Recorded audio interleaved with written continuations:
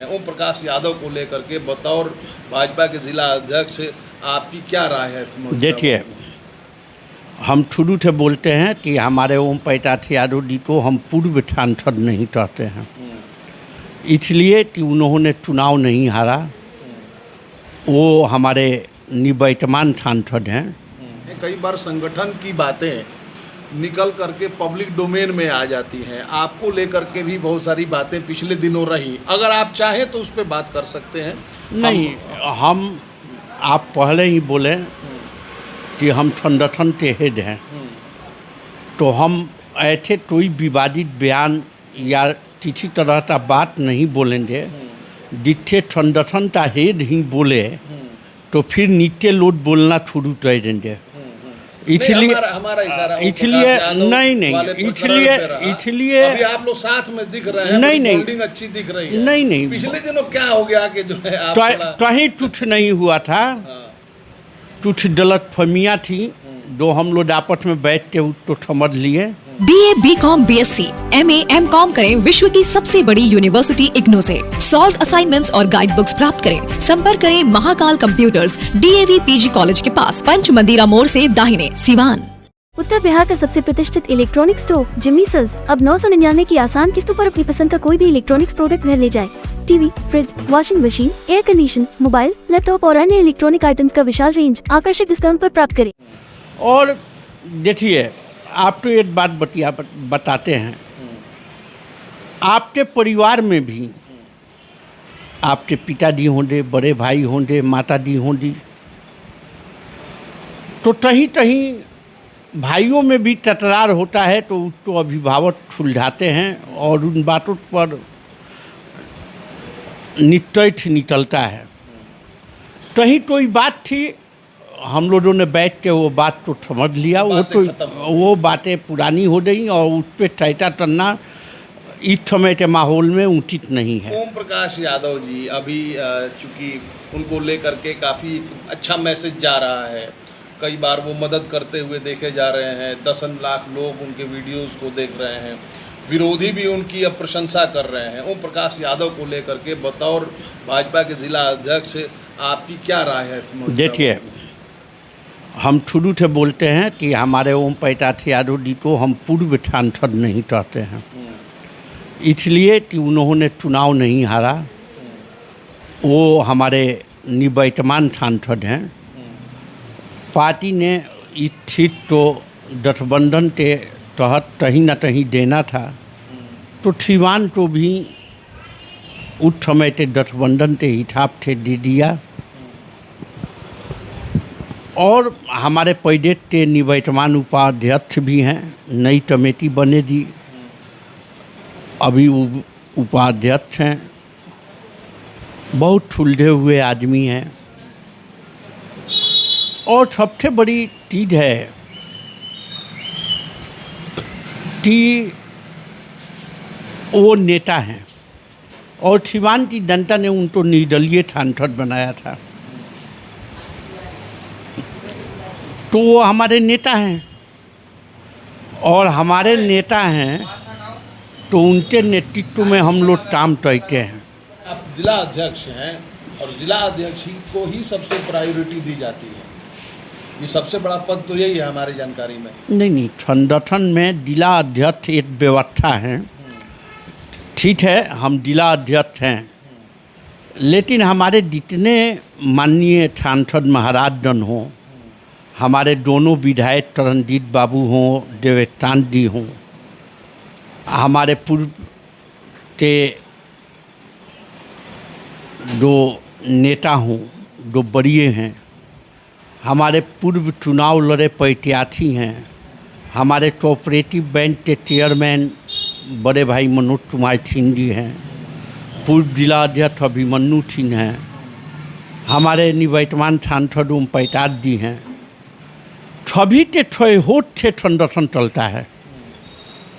ठीक है, हम अध्यक्ष हैं, लेकिन सभी लोग अध्यक्ष की बातों को सुनते हैं, मानते हैं, और हम उनकी बातों को भी सुनते हैं और मानते हैं, तब ये संगठन चलता है।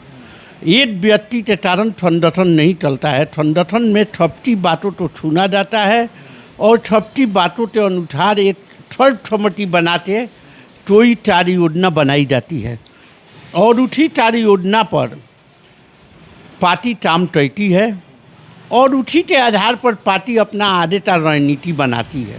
ठीक है सर, चलते चलते एक आध बात हम और ले लेंगे। पिछले दिनों 22 को आपका 22 को आपका कार्यक्रम था, 22 जुलाई को, और 23 को कांग्रेस का भी उसी मंच पर उसी टाउन हॉल में कार्यक्रम रहा और जो प्रदेश अध्यक्ष हैं अखिलेश प्रसाद सिंह वो आए।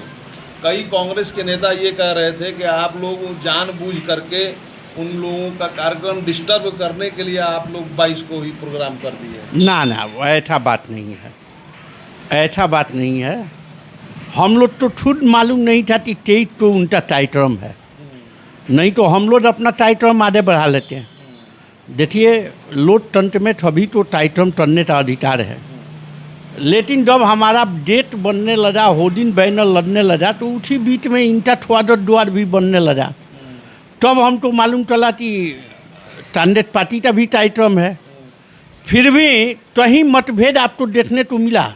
आपको कहीं लगा कि हमने उनके ऊपर जबरदस्ती अपना लगा दिया या उन्होंने हमारे ऊपर लगा दिया। दोनों तरफ के काम करने वाले लोगों को मैंने सामंजस्य बैठा दिया और उनसे कहा कि देखो भैया, आप दोनों आदमी मिलजुल के काम तो निकाल लो। और हमारे तरफ से जो टेंट वाले थे, उनके तरफ से जो थे, सब लोगों ने मिलजुल कर काम तो निकाला। हम तो नहीं लगता है कि कहीं किसी तरह का मतभेद लगा। तो इस तरह का आरोप लगाना कि जानबूझ कर क्यों करेंगे, जानबूझ कर कई कांग्रेस के नेता ना जानबूझ कर क्यों करेंगे। हमारी और उनकी पार्टी और हमारे और उनके लोग अलग अलग हैं, तो फिर ये जानबूझ के इस तरह का कोई प्रोग्राम नहीं था। हमारा प्रोग्राम 2 महीना पहले से आगे पीछे चल रहा था। कभी कोई डेट मिल रहा था, कभी कोई डेट मिल रहा था। 23 तारीख को पटना में जब लाठी चार्ज हुआ तो हमको भी थोड़ा ठंडा हुआ कि मेरे टाइटा का देहांत हो गया है, तो हो सकता है कि 22 तारीख को कार्यक्रम चल जाए। लेकिन फिर आदेश हुआ कि नहीं, 22 तारीख को कार्यक्रम होगा और हम लोग अपने तैयारी में लग गए। और टाउन हॉल तो पैठाठन देता है, तो वहाँ पे हमने आवेदन दिया और जिला अधिकारी महोदय द्वारा हमको भी आवंटन मिला और ये इस तरह का कोई बात नहीं। सर एक अंतिम बात, चूँकि विजय शंकर दुबे यहाँ सिवान आए थे 23 के कार्यक्रम में और उन्होंने कहा था कांग्रेस की सरकार को आने से सत्ता में दुनिया की कोई ताकत नहीं रोक सकती है। 22 को आपका कार्यक्रम रहा और जय सम्राट के नारों से पूरा सिवान गूंजा। भाजपा के लोगों ने ये नारा लगाया। कई भाजपा के कार्यकर्ताओं की ऐसी भावना भी रही कि उनको जो है बिहार का सीएम आने वाले समय बनाया जाएगा। क्या लगता है इन तमाम बातों के समीकरण को कैसे देखते हैं? देखिए, जहाँ तक सवाल है तयताओं की भावना है, लेकिन जहाँ तक सवाल है मेरी, तो ये सब पार्लियामेंट्री बोर्ड कमेटी जो होती है वो फैसला लेती है कि कौन सीएम बनेंगे और कौन उम्मीदवार बनेंगे। इन सब बातों में मुझे कोई बहुत ज़्यादा ध्यान नहीं है, लेकिन मैं अपने आदरणीय अभिभावक विजय शंकर दुबे जी ने जो कहा कि उस बात पे कहना चाहूँगा कि 2 बार बहुमत की सरकार हमारी बन चुकी है। तीसरी बार भी मेरी बहुमत की सरकार बनेगी और हर हाल में भारतीय जनता पार्टी के नेता नरेंद्र मोदी जी देश के तीसरी बार प्रधानमंत्री बनेंगे। उन्होंने जो गरीबों के लिए काम किया है, जो उनका गरीब कल्याण योजनाएं हैं, आप गांव में चले जाइए, हमारे कहने पे नहीं, और उन गरीब परिवारों में जाइए और पूछिए कि देश का नेता वो चीज़ को मानते हैं। और अभी दूर तक 24 में तिथि का वैकेंसी नहीं है।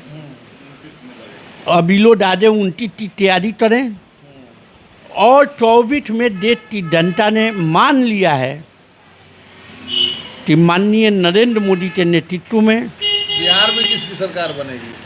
25 में हम अपनी सरकार बनाएंगे। सीएम का चेहरा कौन होगा? समय आएगा बता देंगे।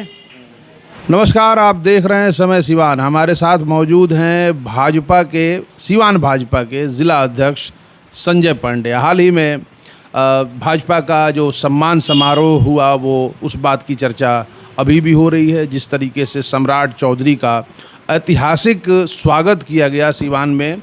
निश्चित तौर पर उसने बिहार में जो भी भाजपा के कार्यकर्ता हैं उनमें ऊर्जा भरने का काम किया। इसी को लेकर के हम बातचीत करेंगे, आगे की योजनाओं पर बातचीत करेंगे। जिला अध्यक्ष संजय पांडे जी जो लगातार दूसरी बार जिला अध्यक्ष बने हैं। संजय जी, बहुत बहुत स्वागत। आपको भी बहुत बहुत धन्यवाद और आपके चैनल के सभी साथियों को भारतीय जनता पार्टी परिवार के तरफ से बहुत बहुत धन्यवाद। सम्राट चौधरी सिवान आए, जिन रास्तों से वो आए, और पूरे सिवान में हर जगह भाजपा का बैनर पोस्टर स्वागत वाले लगे हुए थे, और जिस तरीके से कार्यकर्ताओं ने उनका स्वागत किया वो उस बात की चर्चा अभी भी हो रही है। हमारे माननीय प्रदेश अध्यक्ष जी प्रदेश अध्यक्ष बनने के बाद पहली बार सिवान आए थे। उससे पहले भी वो आते थे, लेकिन प्रदेश अध्यक्ष बनने के बाद पहली बार वो सिवान आए। और भारतीय जनता पार्टी जिला सिवान ने तय किया कि जब पहली बार उनका कार्यक्रम है तो इस कार्यक्रम को हम लोग ऐतिहासिक बनाएंगे, और पार्टी के सभी पदाधिकारी, हमारे माननीय विधायक, पूर्व सांसद सभी लोगों ने इसमें बढ़-चढ़ हिस्सा लिया। और सिवान जिला जो शुरू होता है माधर, वहाँ से स्वागत उनका शुरू हुआ। मलमलिया, बथतपुर और रास्ते में जितने छोटे छोटे बाजार हैं, हर जगह टाइटा एकदम छठों पे उतर गए थे। जगह टन्नों द्वार बनाए गए थे, होर्डिंग लगाया गया था, झंडा लगाया गया था, और टाइटाओं ने बढ़-चढ़ इसमें हिस्सा लिया। और सम्राट जी का स्वागत किया। डॉक्टर राजेंद्र प्रसाद, मौलाना मजलुल हक साहब की धरती पे उनका अभिनंदन और स्वागत किया गया। साथ में ही पार्टी के जो डंठन चाल थे, पार्टी के वरिष्ठ टाइटा थे, उनका भी सम्मान माननीय प्रदेश अध्यक्ष जी द्वारा किया गया। बहुत तरीके की बातें आती रहती हैं भाजपा से संबंधित, जो अंदरूनी कई बार कलह की बातें आती हैं। कार्यकर्ताओं में जो है आपसी राजनीति, संगठन के अंदर जो राजनीति है वैसी बातें आती हैं। जिला अध्यक्ष के तौर पर आप क्या महसूस करते हैं? देखिए, जब परिवार भी बड़ा होता है तो उसमें मतभेद होती है, और मैं उसी आधार पर देखता हूँ कि बड़ा परिवार है, लाखों टाइटा हैं, सपोर्टर हैं, और एक व्यक्ति सबकी इच्छा तो पूरा नहीं कर सकता है, तो मत भिन्नता तो आती है। लेकिन जहाँ पार्टी की सवाल आती है, जहाँ संगठन का सवाल आता है, हम सभी लोग एक साथ बैठते हैं, भोजन करते हैं, और अपनी बातों को हम सुलझा लेते हैं। कहीं बहुत बड़ा अंतर नहीं पड़ता है। और संगठन में काम करने पे किसी तरह का कोई वेतन तो नहीं मिलता है। संगठन में काम करना बहुत, हमारे हिसाब से बहुत निरस्त काम है, और संगठन में काम करना बहुत कठिन है। सभी को बातों को सुनना है, सभी के साथ में लेते चलना है। बड़ा बड़ा कार्यक्रम पार्टी का आने वाला है, 24 चुनाव सामने है, और इसको लेकर संगठन में जब बड़ा परिवार है तो कहीं कहीं अंतर कलह आता है, लेकिन हम लोग बैठते और उठ सुलझा लेते हैं, वो तो बहुत बड़ी बात नहीं होती है। चलिए, आपने चुनाव के मद्देनज़र कार्यक्रमों की बात की। अभी जिस स्तर पे आप लोगों ने इस कार्यक्रम को कराया था, सम्राट चौधरी वाले कार्यक्रम को, अभी हाल फिलहाल में क्या कार्यक्रम है भाजपा का? इस तरह का कोई कार्यक्रम है? अभी तो हमारे युवा मोर्चा का कल हस्ताक्षर अभियान लगा हुआ था पैदैठनी, और युवा मोर्चा द्वारा सभी मंडल में उसी तरह का पैदैठनी और हस्ताक्षर अभियान चलेगा, और सभी हस्ताक्षर के कागज को लेकर और हमारे युवा मोर्चा के तय अपने प्रदेश में देंगे, और वहाँ से माननीय राज्यपाल जी को दिया जाएगा। भाजपा के युवा मोर्चा का भी जो संगठनात्मक रूप से उनका अभी बिल्कुल नए लोग हैं, उसमें नए कार्यकर्ताओं को मौका दिया गया है। क्या लगता है कि जिनके कंधे पर तमाम जिम्मेदारी दी गई है वो ठीक ठाक काम कर रहे हैं? भाजपा के विभिन्न शाखा है, युवा मोर्चा है, अल्पसंख्यक मोर्चा है, महिला मोर्चा है, आपको अनुसूचित जनजाति मोर्चा है, अनुसूचित मोर्चा है, अति पिछड़ा मोर्चा है, और सभी का काम बटा हुआ है, सभी को अपना अपना काम करना है। लेकिन जब बात आती है तो वहीं भाजपा अभिभावक के रूप में रहता है और उनको दिशा निर्देश देता है, और जहाँ ज़रूरत होती है हम उन संगठनों के साथ भारतीय जनता पार्टी परिवार खड़ा रहता है। देखिए, दायित्व तो नए पुराने से नहीं होता है, काम करने के अनुशासन से होता है, और हम मानते हैं कि हमारे संगठन में औरों संगठन के अपेक्षा बहुत ज़्यादा अनुशासन है, और सब लोग एक दूसरे की बात को सुनते हैं, और जिस पर सर्वसम्मति बनता है उस पर फैसला होता है।